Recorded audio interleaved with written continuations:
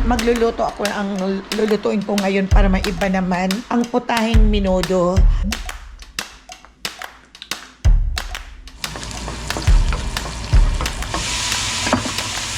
Tikman natin. Ito na. Ito na yung aking menudo, Mama Ella style.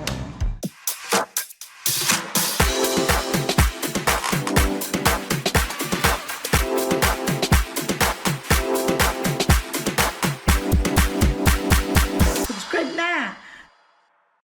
Good morning, good day, and good night, or whatever dyan sa kung saan man kayo naka-base ay andito si Mama Ella is nagpapadala sa inyo ng aking taus-pusong greeting sa inyo na sana kayong lahat ay nasa mabuting kalagayan at malayo sa sakit, na sana ay gabayan tayo ng Panginoong Diyos always. Today's morning here in the US at about 9:30 or almost 10 o'clock, at ngayon lang ako magsisimula na magluluto ng aming lunch ngayong araw na to. Nandito ako ngayon at magsisimula ng magluto sa aking mini kitchen, at magluluto ako, ang lulutuin ko ngayon para maiba naman, ang putahing menudo.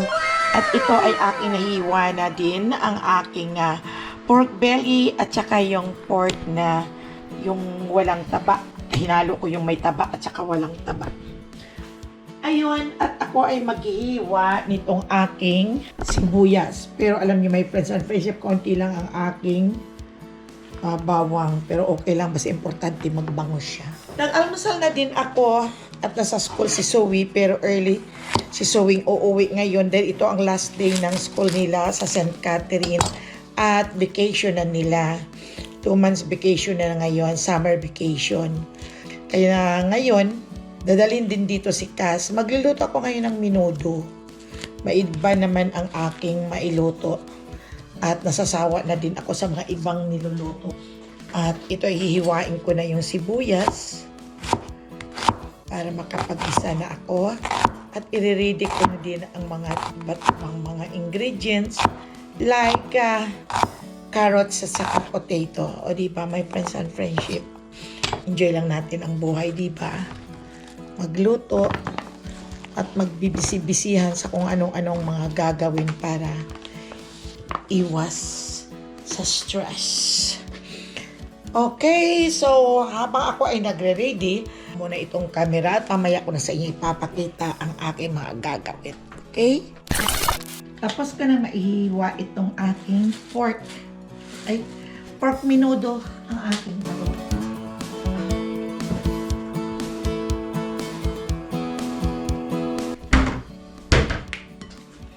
Lalagyan natin ng paminta.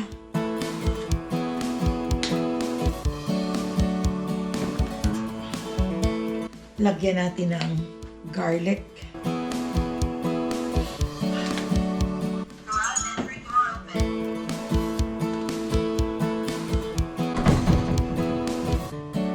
Lalagay tayo ng chicken seasoning.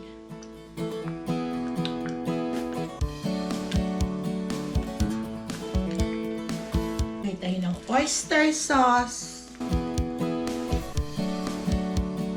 Ito lumikit.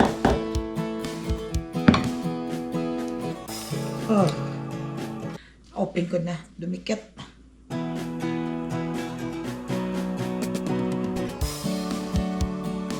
At lagyan natin ng suka para hindi madaling masira ang niluluto. At syempre, pag may suka, lalagyan din ng sugar to taste.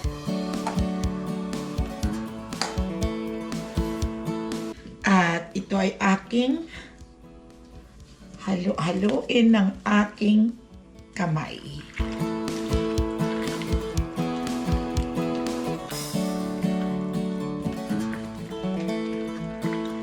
Iba-ibang style ang paggagawa ng menudo. Ito naman ang akin. Tama na muna itong timplada. At mamaya ulit ito timplahan kung malapit ang maluto. At iset aside ko muna ito. At Ginigisa ko ang aking pinagkalatan. I-marinate ng kaunti muna yun. And then, ako ay magigisa. O diba, may friends and friendship, double purpose lang naman. Mayroon din akong pineapple juice na mamaya ipanghalo ko. At mayroon din akong tomato paste. At mayroon din akong green peas. At mayroon akong carrots at saka na potatoes. At mayroon din akong bell pepper, mamaya ko ilalagay, at itong bawang sibuyas ang aking igigisa. Okay?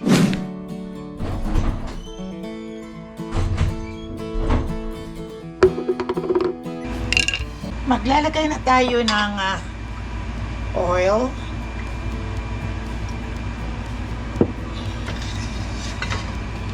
At magdadagdag ako ng kaunti na lang ito, margarine ko. Yan, margarine. Muna ako ng apron at baka patalsikan ang damit ko ng mantika. Kaunti na lang ang bawang ko. Dapat marami akong bawang. Kaso, nagtira pa ako doon. Baka mag-igisa pa ako ng ampalaya sa itlog. Natin lang yung ginigisa ko lang itong bawang.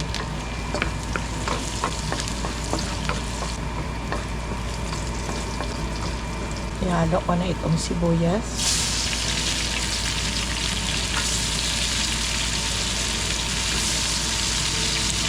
Itong hindi ko dito sa kawali na to na ayaw ko talaga magluto dito dahil umuusok talaga siya. Kahit kaunti lang ang apoy. Kaya ang favorito kong lulutuan ni baka hindi magkasya siya doon.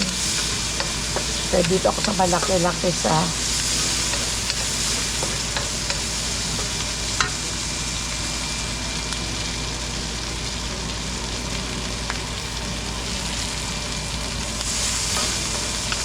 darating ngayon si Zoe maaga ngayon uuwi dahil ang last day nila sa school.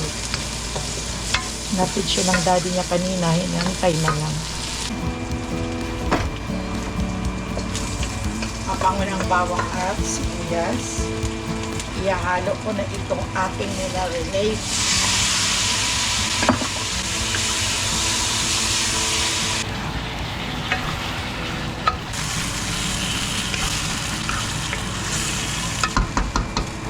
Ewan ko kung mayroon pa akong ito meron pa. Ilip. Niliitan ko ang pagluto, ang paghiwa nitong pork para ganahan naman ang kumakain, hindi ka agad masasawa. Ito ang aking itutubig.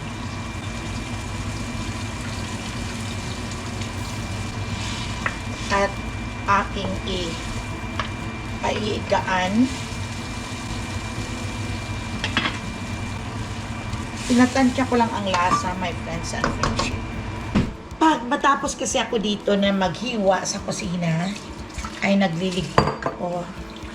Ayaw kong nakatambak ang hugasan at malinis ang paligid. Dahil ako rin ang mahirapan pag tuwing hindi ko sinundan lahat ang mga kalat ko dito sa kusina.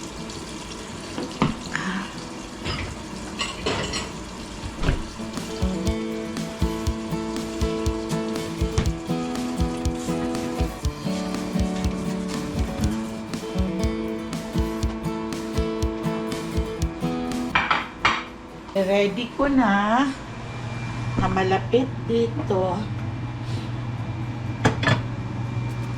aking mga ingredients. Mayroon akong pangbukas yung abre de lata. Ay nako, ito ang problema ay yung parang hirap na hirap ako dito mag-ungat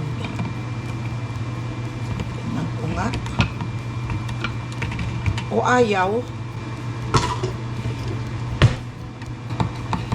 Binubuksan ko na kaagad ito para mag-ready na. Parati kong hinahalo-halo para mag-mix ang lasa. At hinahaluan ko ng turmeric para may kulay.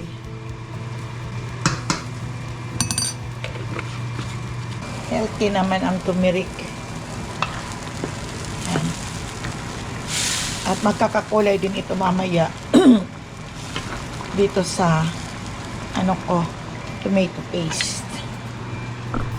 Hindi ako masyadong naglalagay ng toyo para makulayan lang, magkakaroon lang ng kulay dahil baka umalat. Ayun, antayin natin hanggang sa lumambot. Pag ako ang nagluluto ng menudo, ay gusto ko ang lasa ay yung nag-aagaw, yung manamis-namis at saka maasim-asim. Para yung sawa, di ba nasasawa tayo pag kumakain ng, lalo na kung pork or kahit ano na karne. Di ba mas mabuting lagyan mo siya ng suka at lagyan ng sugar, parang nakakawala ng suya. Kaya ganun ako pag nagtimplada ng aking mga niluluto, lalo na kung pork ang aking niluluto. Kaya hindi maaaring mawala talaga ang suka.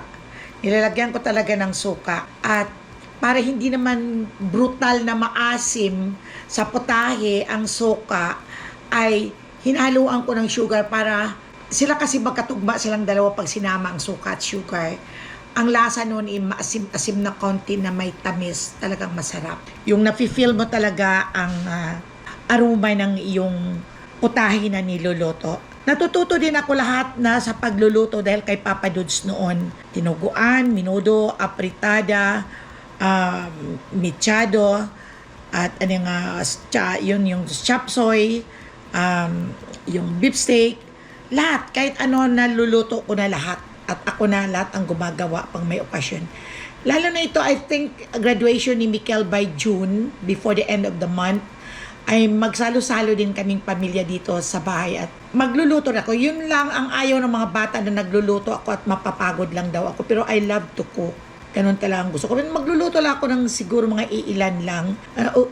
Nag-o-order lang si Chanel daw. Mag-o-order lang daw siya. Ayaw nilang mapapagod ako sa pagluluto at a-attend pa ako ng graduation. Okay? So, ang pagbabakasyon ko sa Pilipinas noong nakaraan, nag-enjoy naman talaga ako dahil sa mayroon talaga kaming okasyon na dinaluhan na inatinan namin ang aming grand alumni. Nag-enjoy naman ako sa pagpunta ng Boracay, only one day, pero hindi ako nag-enjoy sa panahon na sobrang init. Yun bang walang gana na nandoon ka na nag-enjoy at biruin mo, nagsasayaw ako, halos naliligo ako ng aking pawis. Buong katawan ko basang-basa ang likod ko sa sobrang init doon sa Pilipinas. At naisip ko, nag-enjoy naman ako. Wala namang problema. Kaso lang, yun ang ayaw ko talaga, yung sobrang init. Nasanay na ako dito sa Amerika sa weather dito na malamig. Nag-aircon din may aircon din akong ginagamit sa bahay. Halos lahat ang kwarto ko may aircon pati sala. Pero ang aircon talagang hindi na lamig ang binubuga sa sobrang init. Yun bang na ang aircon, hindi na todo lamig. Biruin ninyo, aircon at fan ang aking binabanatan doon para yung feel better ang pakiramdam ko. At pagdating dito sa Amerika is I'm not feel better. Ang bill ko sa aking bill doon sa kuryente, sa paggagamit ng aircon, hulaan nyo kung magkano. Grabe, 25,000 ang binayaran ko doon sa Pilipinas. Sobra ang pagtaas. Grabe, ewan ko ba kung bakit ganun ang kalaki na hindi naman ako masyadong nag-aircon nga dahil parati kaming umaalis ng bahay. Parati kaming wala, nandoon may mga pinupuntahan doon natutulog, nagburakay pa ako. Pero yan ang aking presyo ng aking ginamit na kuryente. Grabe. Kaya wala kang magawa dahil puputulan kanila pag hindi mo yon binayaran ang 25,000. Sabi ko, nakakawalang gana. Hindi na ako magbabakasyon ng isang buwan sa Pilipinas. At grabe, babakasyon ka, high-bloodin ka. Oo, masarap ang aircon, malamig. Pero pagdating ng bills, ay kahit anong aircon, ay talagang ang init-init na ng ulo mo. Oh my God, siguro pag ako yung nagbabakasyon, tama na sa akin ang 2 weeks or 12 days. Ibabawas ko na dyan ang travel ko na 2 araw. At 10 days na lang yun ang i-accumulate ko na lang sa aking bakasyon. Pero ayoko nang magbakasyon ng month of May. Grabe ang init. Mas okay siguro mga February. Kailangan ko kasing umuwi every year. At mayroon pa akong mga project na hindi pa nagagawa. Mayroon pa akong mga asikasuhin na hindi pa natatapos. Kaya hopefully, I am praying na parati nilang good health tayo, na makalakad pa, makasakay pa sa eroplano para tuloy ang ligaya ni Mama Ella. Sabi ko, last trip na ako. I need na habol na talaga ako ng happiness in life. Dahil pag ilang taon na lang, ay baka mamaya wala na. May hina ka na, hindi mo na kaya. Pero kaya pa na, strong pa rin si Mama Ella. Naayos naman ang aking social security doon. Nakuha ko na din ang dapat makuha doon. Madali lang. Siguro mga 5 days lang, wala pa nga. Nakuha ko na. At yun pala ang social security ay 18 months na nilalansam kanila at after 18 months ay saka ka magpipensyon. Ang hindi ko pa natapos na maiayos na may asikasuhin pa ko yung kay Papa Dudes na, di ba may pension siya sa Pilipinas sa GSIS as a police before. Nung mamatay na siya, ililipat ayun sa akin bilang survivor benefit ako. Tapos hindi ko pa nakuha ang burial niya. Meron pa siyang makukuha doon sa burial. Pero nag-submit na din ako ng death certificate doon. Ang bagal talaga ng Pilipinas government sa pag-process. Papel na kailangan dito, ang kinuha kong death certificate yung burial, mga 1 week lang nakuha ko na kaagad sa Pilipinas. Nako, abutan ng 1 taon mag-anniversary na ang namatay, hindi mo pa makukuha. Sinabi ko na lahat, wala naman silang sinabi sa akin. Andun ang death certificate, di nila sinabi kung ano-ano pa. Nung nandito na ako sa Amerika, sabi nila, pina-follow ko doon, death certificate daw kailangan authenticated. Diba, right away, pinuntahan ko, sabi niya, punta daw ako sa Philippine Embassy. Sabi ng Philippine Embassy, ang asawa mo ay hindi US citizen, ay hindi pala na dual citizen o hindi Filipino citizen. It's American citizen. Kaya ngayon, lahat ang mga papers wala ng authenticated na death certificate. Kundi doon dalhin na lang daw sa Sacramento at doon daw ay kailangan yun daw ang gagawin ko na wala na sa Philippine Embassy yun at hindi daw upgrade ang Pilipinas, hindi daw na update. Bakit ganun pa nang hinihingi nila ang authenticated na death certificate? Hindi pala yun. Kaya isipin mo, nag-spend ako ng effort doon na magpunta ako sa San Francisco, nag-BART pa kami ni JR at naglakad dahil ang taas, alam niyo man, pag sino nakarating ng San Francisco, mataas ang mga kalsada. Nako, nakakapagod talaga. Pagdating ko doon, wala naman palang nangyari sa lakad ko. Ang hinihingi pala, ang kailangan daw na i-submit yung sinasabi nila na apostille. Yun daw na apostille ay isang specialized international certification na authenticate the signature and seal of the public officials, such as a notary public or vital records clerk. On a document, it makes document issued in one country legally recognized. Yun ang kailangan pala. Kaya pupunta pa ako ng Sacramento at kukuha noon at ipapa-email ko lang siguro at isasubmit sa kanila. Ewan ko kung ano na naman ang problema after this. Kaya pag hindi ko nakukuha ang burial benefit niya, ay hindi pa rin accumulate ang kanyang pension every month. Kaya kailangan matapos na, hopefully na matapos na, at may SPA naman doon ang aking pamangkin. Ang mga lalakarin. At naka-open account ako, ready na yun na doon na i-deposit. Sinabay ko na sila ng aking SS. Kaya yun, may ipon lang naman doon yun for in case na mag-activate, na ang aking pension sa SS, doon na sila magsama-sama ng aking GSIS at SS. O doon ang pera na lang sa bangko sa Pilipinas. Yun, my friends and friendship. Na-update ko lang, sinasabi ko lang ito sa inyo dahil parati ko itong sinasabi sa inyo noon na ganito ang aking problema. Ito na, medyo naayos na ang SS pero ang GSIS ay medyo hindi pa. Ito na ang menudo ni Mama Ella. Haluin ko na, tikman natin. Okay na, pero lagyan ko pa ito ng ito, oh.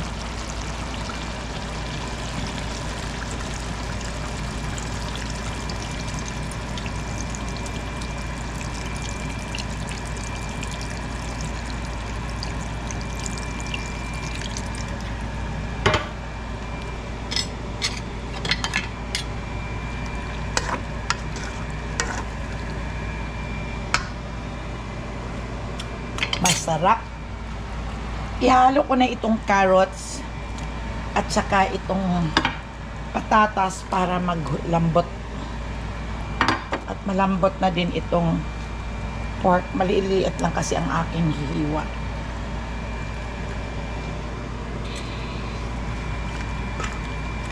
Ayan.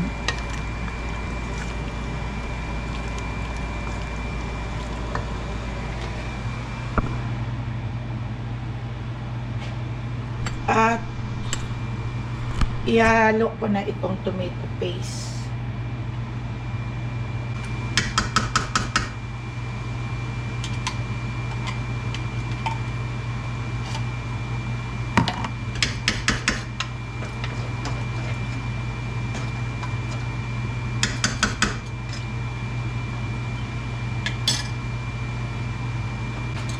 Dami nito.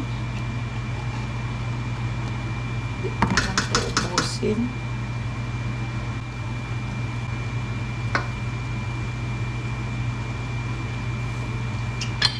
Marap na. Sarap ang lasa. Malambot na. Dagdagan ko ng kaunting sugar para medyo manamis-namis. Sarap siya, my friends and friendship.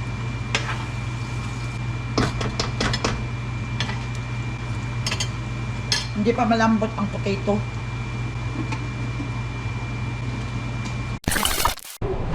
Ito na. Ito na yung aking menudo, Mama Ella style. Okay.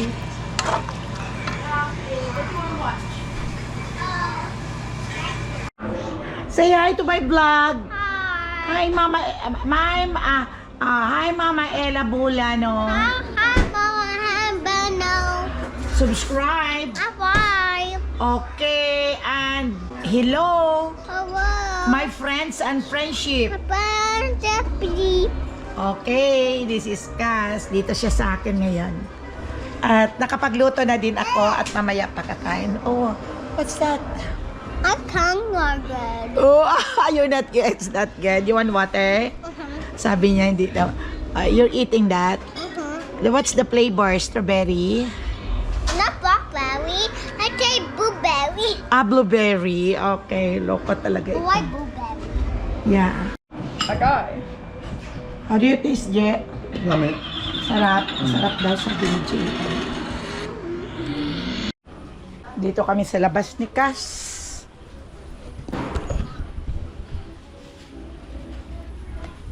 Dito yung slipper niya, ne. Ayaw kong nakasak lang siya. Bring the slipper, Ning.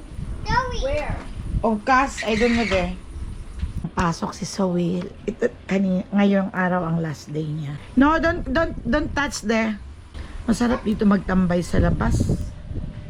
Mahangin-hangin. At ito, may fan kami sa taas.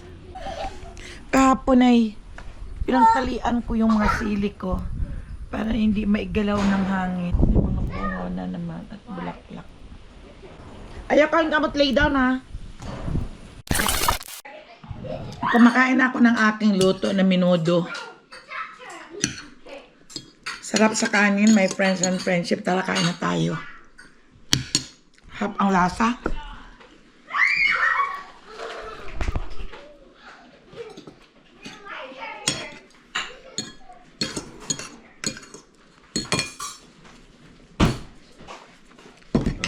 Ato ha, menudo, ayat buon.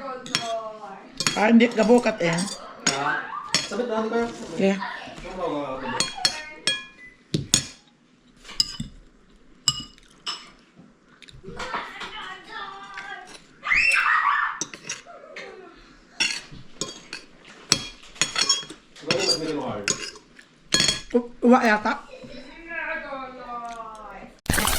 Ayaw na niyang kumain kasi kumain ng ice cream. Busog daw siya. I'm not hungry, sabi ni Cass. I water and too much. Ah.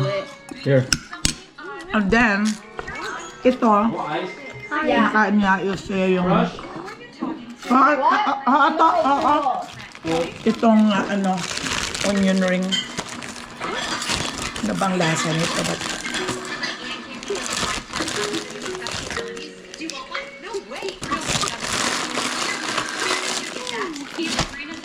Busog na ako. Unti pa lang nakain ko. Kaya mo to Skypes, mami, asin. Skypes siya. Iya. May asin. Ang dyan yung kapit ni Chachaw. Ba't bukas? What? Tinago na eh. What? Ayun mo, kita Wala na nagkaka. Andyan mo. Dito ko dun. Ayun sa bag niya. Hindi mo ka. Wow. Ayaw niya yan. Gusto niya yung mag-struggle ng pagkuha. Ito naman kay Zoe. You want peanut butter? Oo. So we eat peanut butter. Zoe. Ay, naku, nakakapagod sila sa maya kain. Mga ko sa bagay, buti ngayon kumakain kaysa sa hindi. O diba? Mahiga muna ako at napapagod na ako. Kumain, natatawa ko dito sa apo ko. Paano kasi pinakain ko ng minudo. Pinakain ko talaga, may taba-taba pa. Paspas ang kain na maya sabi, I don't like it anymore. Sawa siguro sa taba. Ito naglalaro na siya, busog na siya.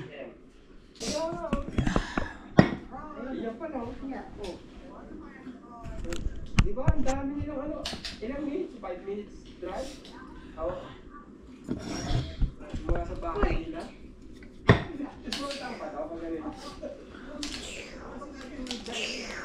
Avoid them.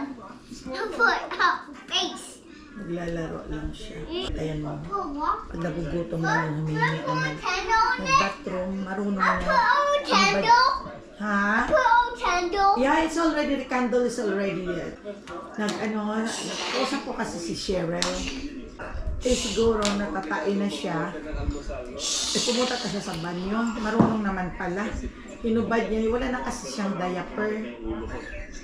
Hinubad niya yung short niya, tsaka yung brief. Pagkaubad niya, ay kinuha niya yung upuan niya pag nagpupupo siya or nagpipipo. At pinalasta naman niya. So, basta na tinuturuan kasi ng nanay. Tapos nung dumating ako, sabi niya, nagtumain na daw siya. Sabi ako, kumuha siya ng maraming toilet paper. Sabi ko, what are you doing? Sabi niya, ipupunas daw niya sa puwet niya. No, ako na lang maghugas, sabi ko, hugasan ko. Naku, marunong na. Ito kagabi daw, sabi ng nanay, nung gumising ng gabi at ng ating gabi at nagsabi na mag-uwiwi daw siya at siya lang mismo pumunta sa banyo. Marunong na. 3 years old na kasi. How old are you, Cass? 3. So you don't have school anymore? You're always coming with Mama here in the house.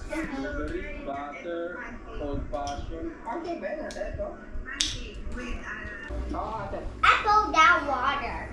Ha? I fall water. I fall Okay. down water. You fall down water? Yeah. I'm 5. And I'm tall. I'm so thick. I go doctor. What boy? Oh. No. Pag tumagal ka rito, lalaki gastos nila. How do you push up? Oh my God, you know, count. 1. Count. 1. Oh my God, that's your daddy doing. Oh my God. Oh. Step. Where did you step? Oh. You can clean up your toy and put it in your backpack. Where's your backpack? You don't want to sleep or nap? Yeah, it's already 5 o'clock. And then you're gonna shower at 7, okay? What happened to all your toys? They're all filled down. Yeah. They don't push up anymore. Here. I stand up. And stand up. Bye, stand up. Bye, stand up.